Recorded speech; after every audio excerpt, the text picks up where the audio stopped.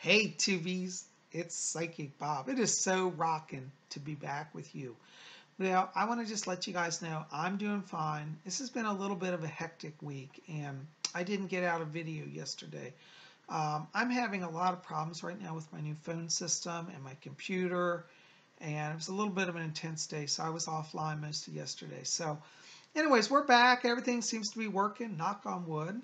And it's time for our Saturday class and seance. And I know you've been writing, says, Psychic Bob, are you doing a seance this week? Yeah, we're doing it right at following our class. But I want to invite you all in. Just come in, pull around your chairs here. We're going to have a little class. Now, before we get into that, also got to give you some updates. Some of you have been writing to me, asking me about my phone number. I do have a new phone. The number is 703 825 3929. 703 825 3929.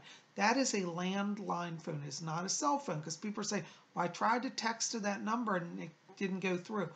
That is a landline phone, okay? So if you want to reach me, you can call me directly, 703 825 3929. Get on my schedule for a private reading. Private reading, it's a full hour, you and me, one-on-one, just us alone. And we're going to cover everything. We look at your past. We look at the present around you. We look at the future. We look at your spirit guides. Who's with you? What are their messages? We bring over deceased loved ones that come through. We bring over your karmic connections. We talk about your mission, which ties in with what today we're talking about, Sylvia Browne's Mystical Traveler. So in a reading, we're going to cover a lot, and I answer all your questions. Now, wouldn't you, some of you have written me, said, oh, Psychic Bob, I'd love just to sit down with you and ask you all my questions about my journey. Well, you can do that. That's what we do in a private reading. We look at your journey. We look at your life, and I help you to find the right path, the right way, and to get things going in the direction you want. I always like to say psychic readings are not scary. A lot of people have this concept like, oh my God, I'm scared of a reading. Not what Psychic Bob. Psychic Bob, it's like sitting down with an old friend. And many of us are old friends. You've been with me a lot of years. So having a private reading with me won't be scary. It's just like here at YouTube, Now, I do those by telephone or Skype. And so you can go ahead and give me a call, 703-825-3929. We'll get you on the schedule. You guys rock it. Well, listen, we're going to continue with our class today on Sylvia Browne's book, Mystical Traveler. We're only into chapter 2, so if you haven't gotten this, you can catch up with us. So we're going to just continue on. We're on page 27, and we're going to go through this book. This is in the chapter called The Call That Resonates with the Soul. And last week we talked about what it's like to carry that calling from God and Goddess inside of your heart. And Sylvia Browne calls it Mother, Father, God, which I love. I learned that term when I was in the Spiritualist church. And as a Wiccan, I still believe in spiritualism. So Mother, Father, God, God, Goddess, whatever you want to call the divine. So we're going to continue on because a lot of you have been writing and said, Psychic Bob, I think I'm being called to spiritual work, spiritual service. What does that mean? Well, this book, Mystical Traveler by Sylvia Browne, will help you understand that and answer that.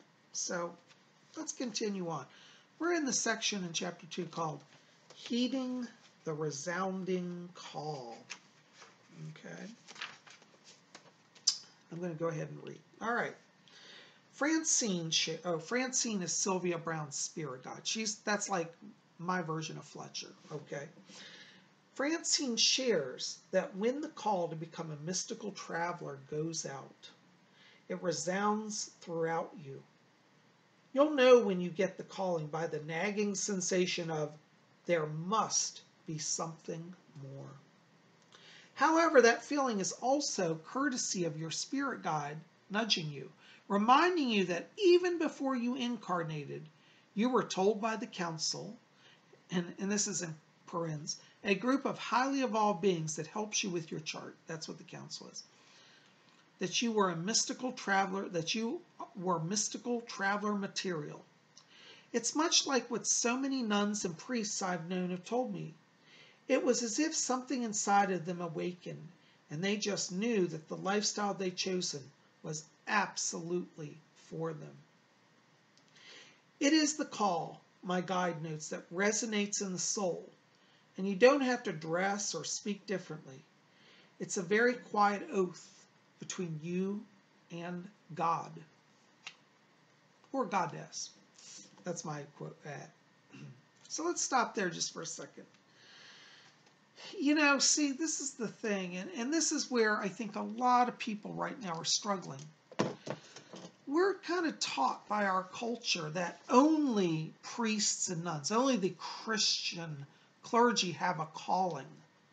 But that's simply not true.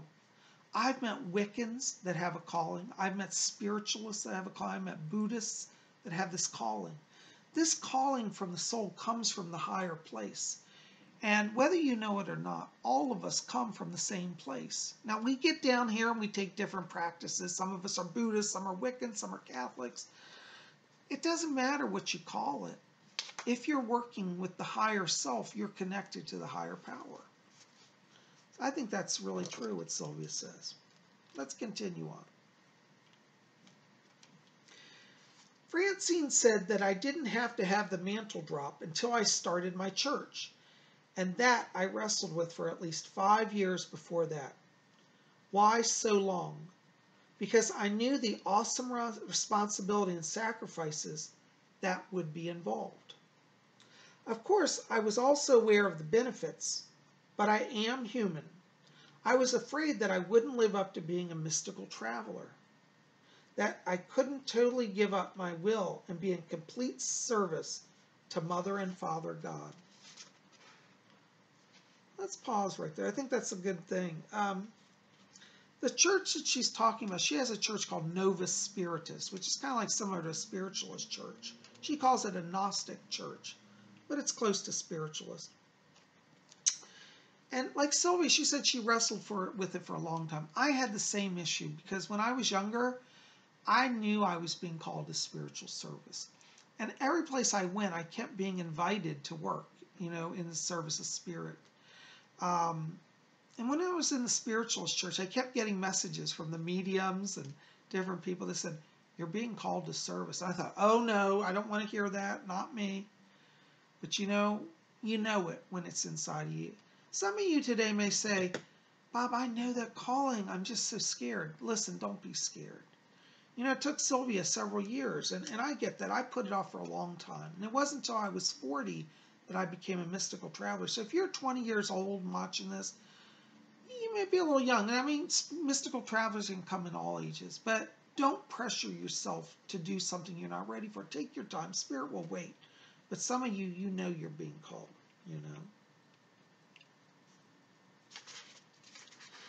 And Sylvia Browne continues on. Let's read this. She says, also, when I first took on the mantle, not so much now, it brought tremendous loneliness and isolation with it. It was like seeing a light that not many people could see, and only a few seemed to comprehend what I felt in the very depths of my soul. I didn't understand, as I do now, that when you take on this mantle, it guides you rather than you guiding it. So it took me until I was 50 years old to take the plunge. Yet I've been a mystical traveler now for 21 years, and that has made a big difference. I've watched the world turn towards spirituality and ask for more and more knowledge, and that's why I keep writing as fast as I can to give out solace, as well as this information that I've received before I leave this planet.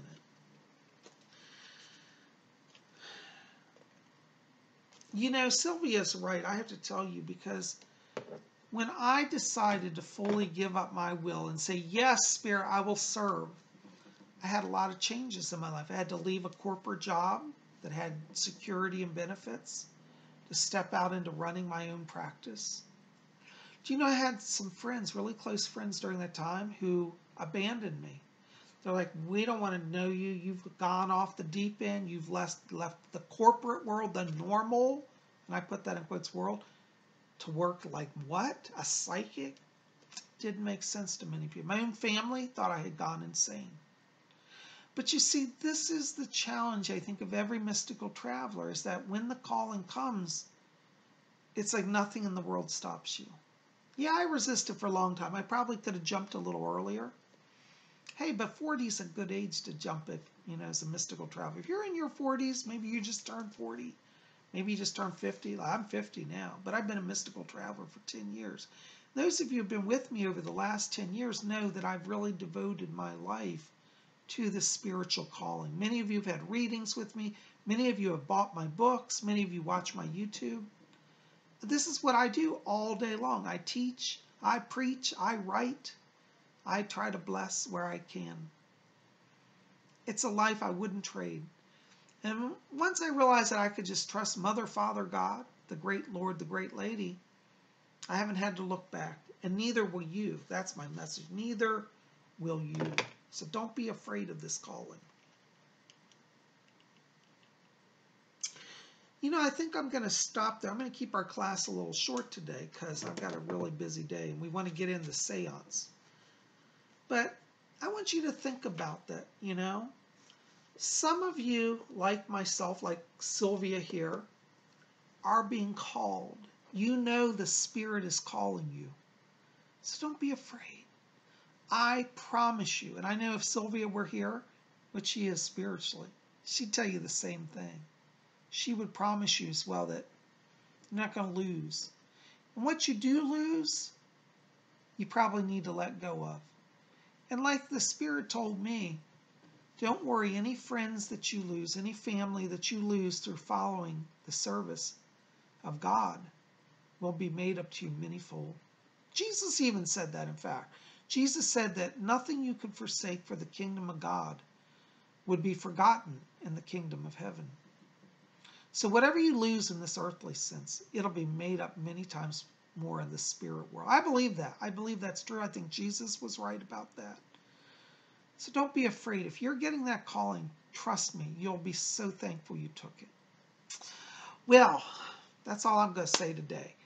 So I hope you got some insight. Listen, get this book, Sylvia Browne, Mystical Traveler. You can pick it up on Amazon or pick it up at eBay.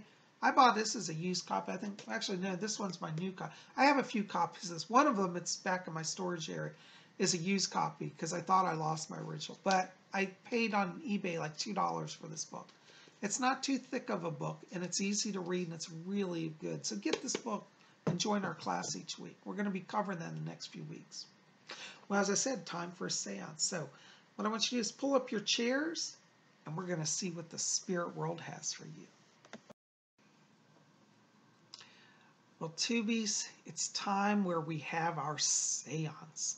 And so I invite all of you, if you were here in my home, which in a sense you are, virtually, I'll just have you put up your chairs here in a little circle around my chair, and we'll all sit together in a little circle. I'm going to go into trance now, and we'll see what the spirit world has for you, okay? Now, for those of you who are new here, I am what's called a trance channel or a trance medium. That's spelled T-R-A-N-C-E. I go into a trance state, and during that, spirits overshadow my consciousness, and they speak through me. They get temporary control of my body. Now, if you've never seen it before, don't be afraid. It's nothing scary.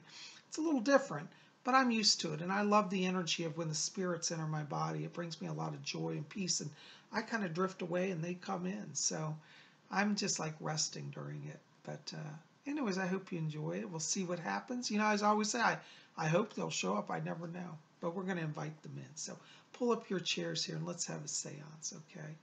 I'm going to bring the lights down, and we'll see what happens. I'll see you when I get back.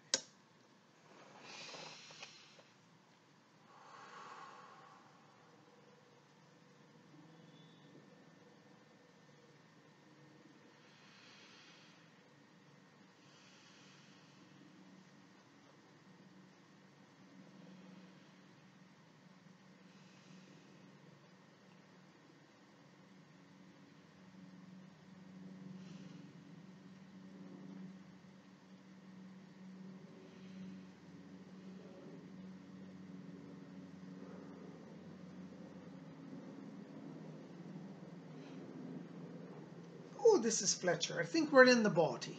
Oh, it's so good to be back with all of you. I tell you, it's been a little while since we got to come and speak to you. But those of us over here in the spirit world, we're always catching a wink in, looking in on you, and making sure everything's well. Well, we got a few people here be wanting to speak, so I'll be stepping from our medium's body. But this is Fletcher checking in with you. Over and out.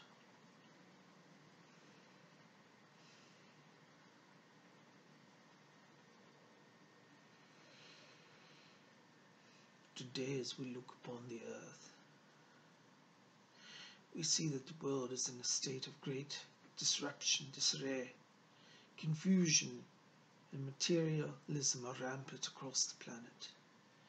Many people have lost their way. They've become enmeshed in thinking only of how shall I acquire more money, more possessions, and more power.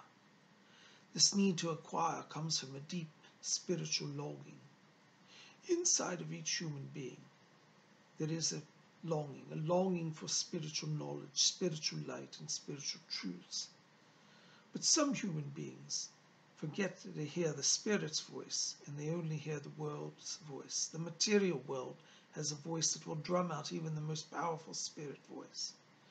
In this realm, in the earthly realm, humans are subjected to physical laws.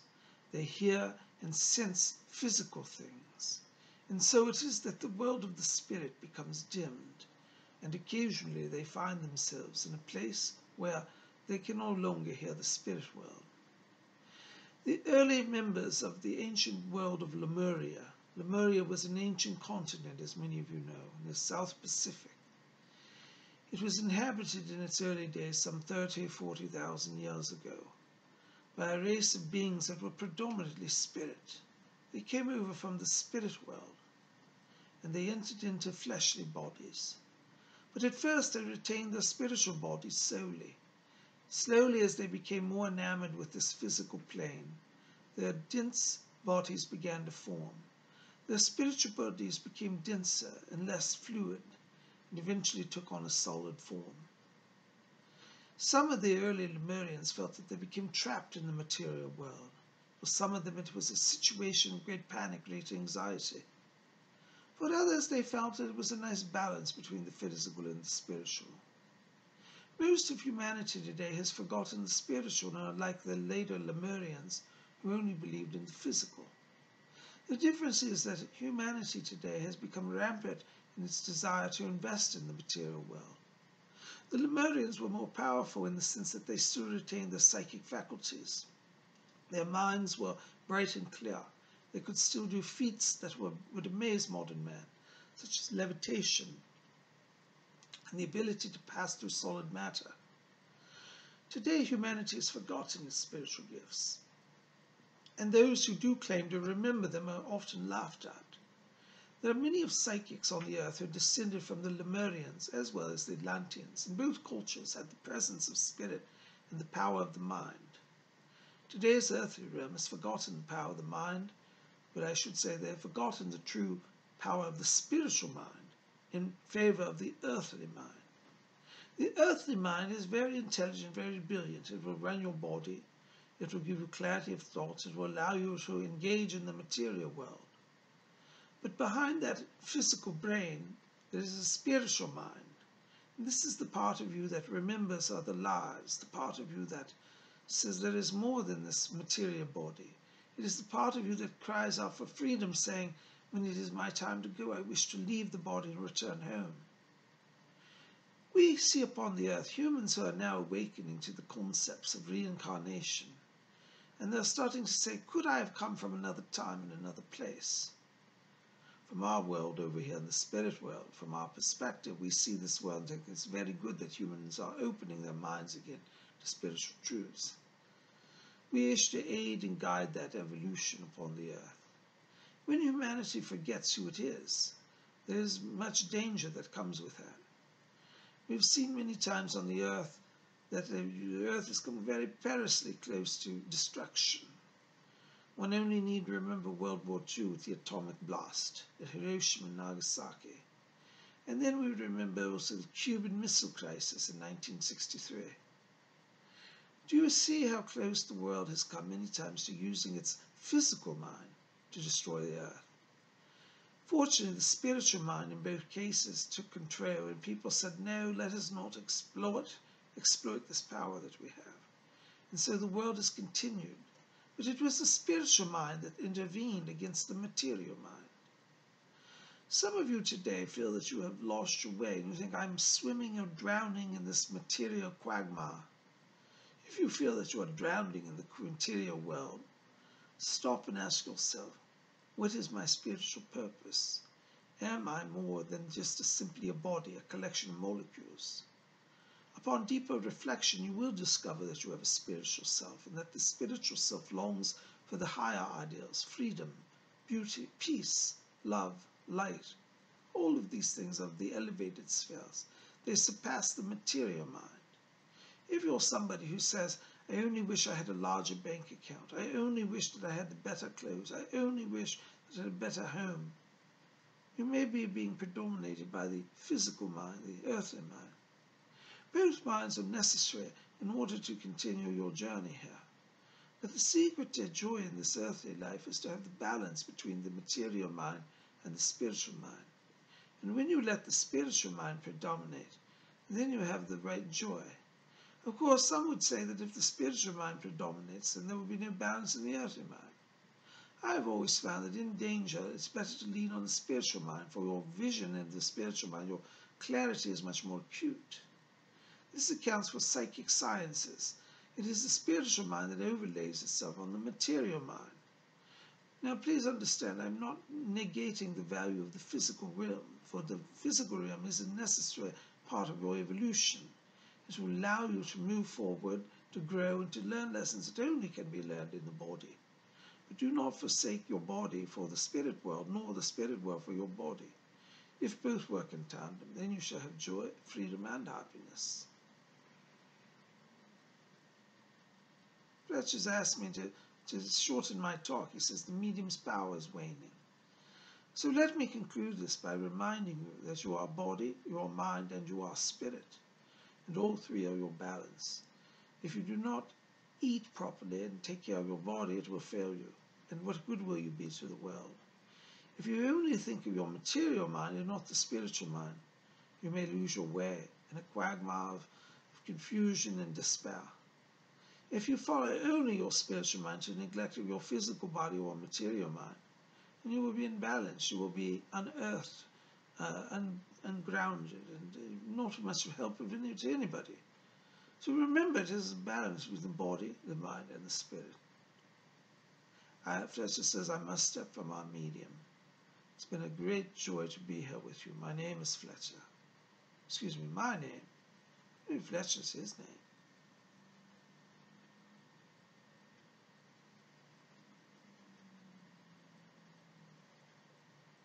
Oh, give us just a moment. We're having a little electrical disturbance in the medium's body. We've got to get control. Alfred sends his greetings over there. He felt a little electrical current shortage, and it kind of messed him up a little bit. We've got to be careful that we don't damage the medium's body today.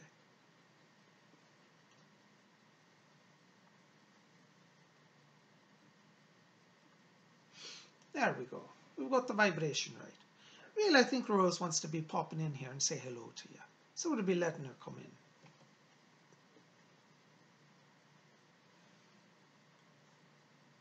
There we go. Yes, Fletcher, I think we're in the body now. Greetings, my dears. This is Rose. Oh, I tell you, I was listening to Alfred, and what a joy it is to hear his words of wisdom. What a pleasure it is to be here with all of you. You know, as I was listening to Alfred, I could not but help to reflect upon his words about the balance between the material mind, the spiritual mind, and the body. You know, I think that when I was on the earth, I let my material mind predominate, you see. It was one of those things where I always worried about money, I worried about my parents, I worried about all these things. And you know, if I'd only listened to the spiritual teachers in my life and thought, well, let us have some balance, I would have been more compassionate. I would have been more generous. When you operate between the material mind and the spiritual mind, you are able to bless those around you. Now, I know there are some people today saying, oh, but Rose, what is the value of spirituality in a modern world? But I'll tell you, my dear, the value of spirituality. You only need to look to the time in which I lived. Oh, you know, I was the grand society dame of the 1930s. I really was. But as we saw Hitler closing in, many of us had trepidation, and we wondered where it would all lead to. Hitler was very focused on the material mind. He believed himself of superior stock, that there were humans that were higher and better, and those that were less and less deserving.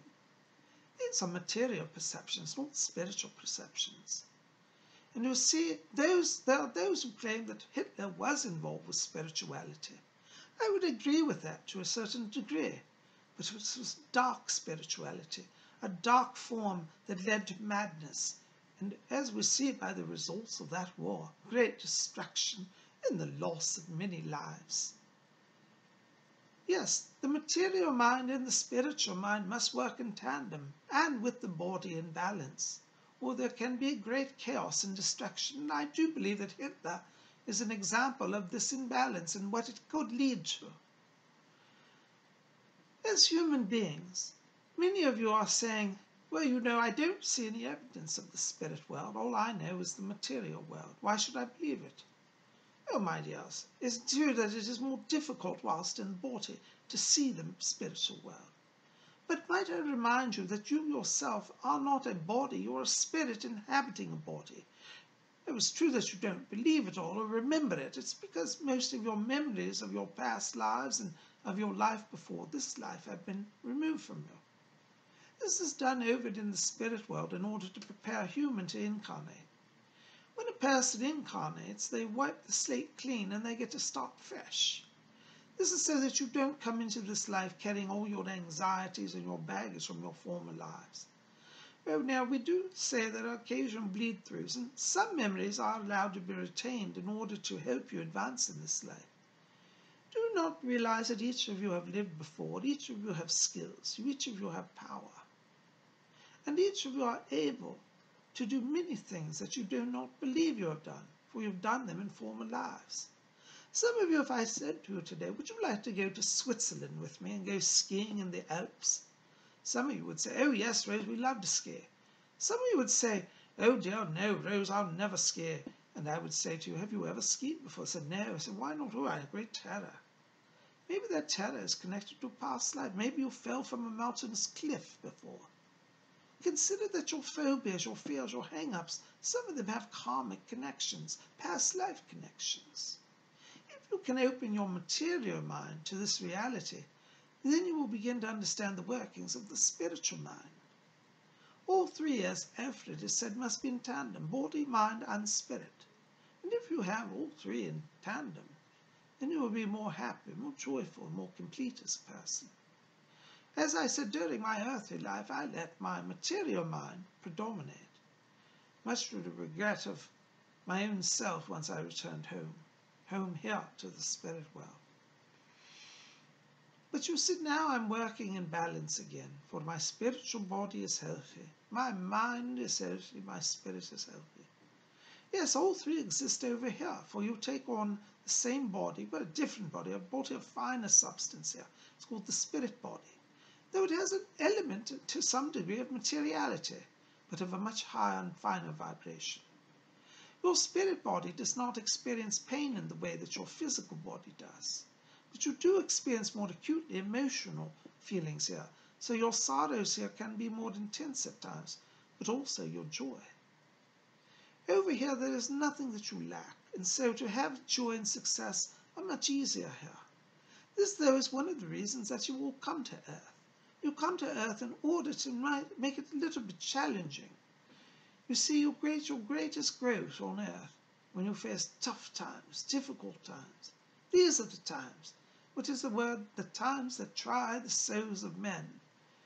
It is in those darkest hours that you become most powerful. I remember during the war years, during World War II, I used to see volunteers in my neighborhood running up and down the street. They're part of like the civilian patrol, you know.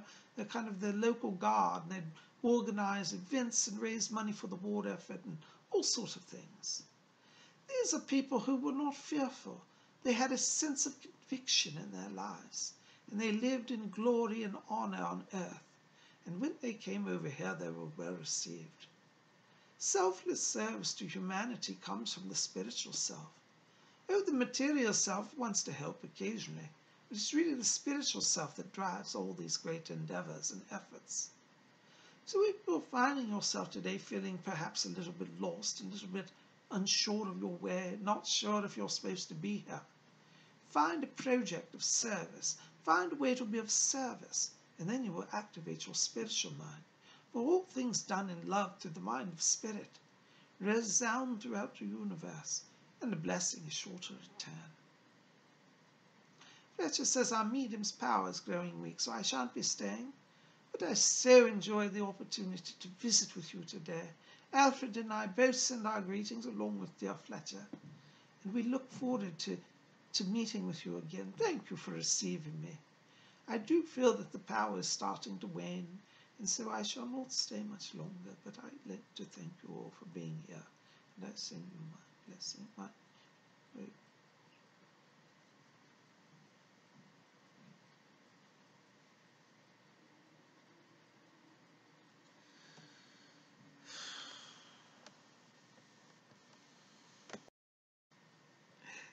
Well, Therese, it is so good to be back with you. You know, whenever I channel, I feel like I get a blessing. A lot of you write to me and say, about we get so blessed by your channeling. I'm so thankful to be able to be the voice of the spirit world. But I tell you, I get as much blessing out of it as you do. Well, I'm so glad you guys joined us for our class and seance today. Listen, if you want to help me out, please, I need your help. Like this video, favorite it, share it with your friends, and hit subscribe. Be part of our channel. We'd sure love you to be here. Anyways, guys, keep it here at Spirit Channel. We got more coming tomorrow, Sunday, and that means it'll be time for the Witching Hour. You don't want to miss it. We'll see you back here then. The Witching Hour, tomorrow night, live broadcast, live YouTube stream, 8 p.m. Eastern, 7 Central, 6 Mountain, 5 p.m. Pacific, 1 a.m. London, 2 a.m. Paris time. We look forward to seeing you. Be back here tomorrow. We'll see you then. I love you guys. Blessed be.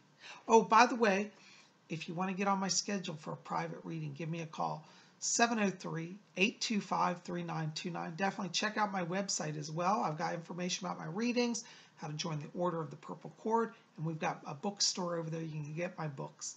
We'll see you back here tomorrow for the Witching Hour. Till then, may you always blessed be.